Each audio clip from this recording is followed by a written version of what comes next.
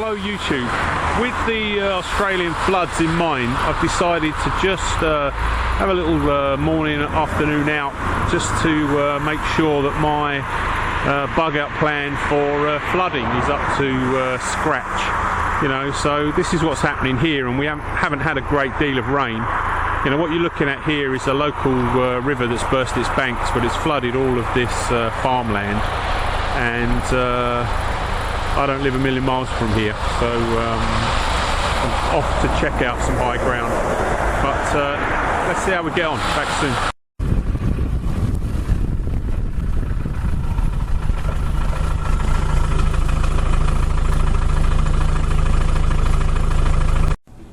Okay, I'm standing with my back to the church now, looking out of what would have been one of the major windows out of the church, but that's not a bad view, is it?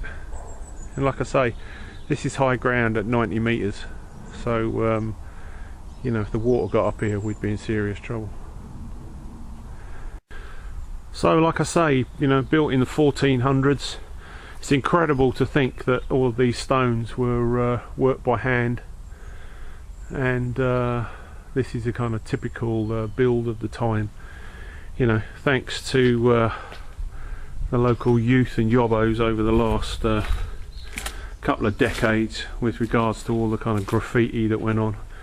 This building was completely renovated in the 1819, 1820, and was the parish church. Like I say, it's about a mile from the town, and it's at the top of the hill. There were 2 services a year that were held here for the locals, and right up to the point where somebody stole the lead off the roof, which is just an incredible, you know, stealing from the church. I don't know how desperate you've got to be, but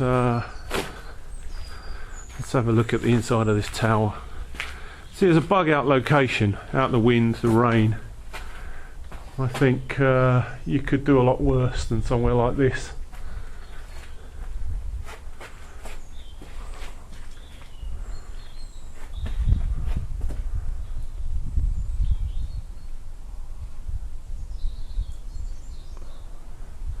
If you were to set a tent, shelter, anything you like in here, you know, you're out the wind, and I think you could be pretty content here, almost open-endedly. This is the window that I showed you the view from. I mean, it's tiny inside in comparison to great cathedrals, but you know, what a brilliant place it must have been in its day.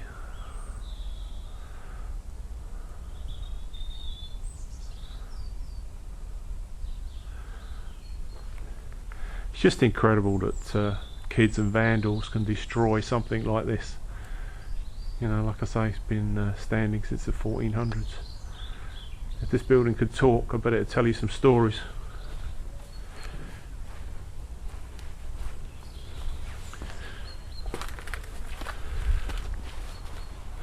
So I think if the flooding continued, this would be a great place to come. You know, it's pretty much the highest ground on the map, and you know, I could get my vehicle and my trailer in here if I really wanted to. I've left it outside just as a kind of courtesy really, but I'm pretty sure I could get the Land Rover and the trailer in here and get it set up. What I'm going to do now is going to do myself a bit of lunch, and I'll share it with you. Back soon. Okay, I've got my food out ready to cook. I'm going to start in 2 minutes. Just want to say something really good routine. You know, when you get stuff out, you know, what's on the side there is that green bag is full of my food for 72 hours. You know, so I've got all the food I'm going to use out, and then I've sealed that bag up. My Bergen, everything's back in the Bergen and it's closed. Now if anything happened, if anybody turned up and I had to bug out, I had to leg it from here, the chances are all I'm going to leave behind is today's meal. You know, I'm going to pick that Bergen up and maybe run for my life, but what I leave behind is just today's meal. Yeah, so really good routine. Get in the habit of getting out what you need to use, setting it to one side, and then putting everything else away. Okay, let's get that food on. Okay, got my little Hexamine cooker out, got a packet of soup. I'm going to put it in my Crusader mug, Old Faithful, and the lid that I made for it out of a piece of old steel. So in goes tomato and beef soup.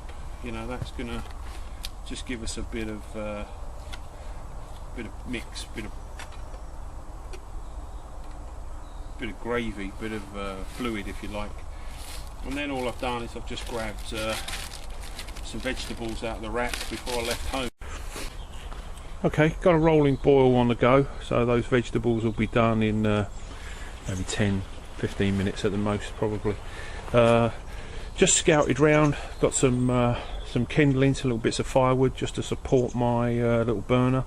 What I've done is I've turned that burner over, so now I've got a flat top to work on, and push the fuel in the bottom, so all good. Not quite sure if you can read that, but there's a little irony, you know. A chap who was in the Royal Air Force died 1945, so that would have been at or about the end of the Second World War, you know, so either he's come home and maybe died from his injuries, or died shortly after he got back from the Second World War. This little cemetery, the oldest grave I can find here goes back to 1943, I think, and the earliest one goes up to 2007, so still in use.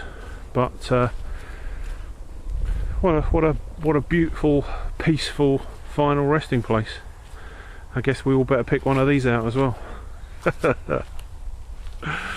And it's in the backdrop of the ruined church. You know, so like I say, really peaceful location. The highest ground locally, and flooding. I think this is the place to come. Okay, let's have some lunch.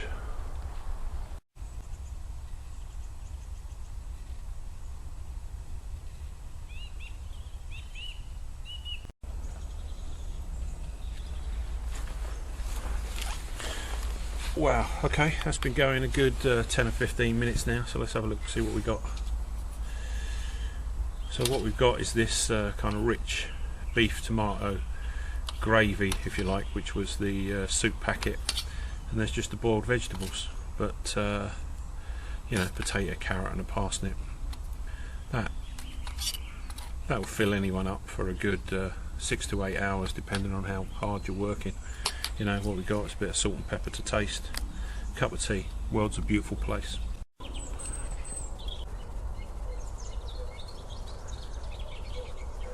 There I was, thinking that I was on my own, and all the time I was being watched.